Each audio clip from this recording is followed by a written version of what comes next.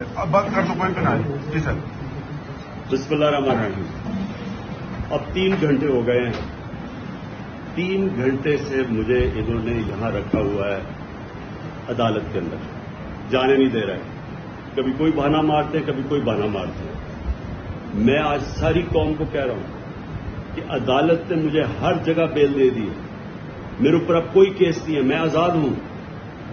اس کے باوجود انہوں نے مجھے یہاں کڈنیپ کیا ہوا ہے, زبردستی رکھا ہوا ہے. میں ساری قوم کو آج یہ بتانا چاہتا ہوں کہ ان کی بدنیتی ہے, یہ پھر سے کچھ کرنا چاہتے ہیں.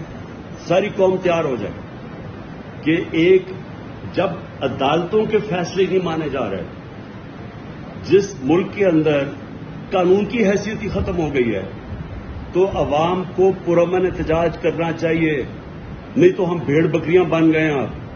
جب آئین کی بھی کوئی پرواہ نہ ہو, جب قانون کی بھی پرواہ نہ ہو, جو طاقتور ہو جو مرضی چاہے, کہ عدالت نے فیصلہ کر دیا کہ میں آزاد ہوں.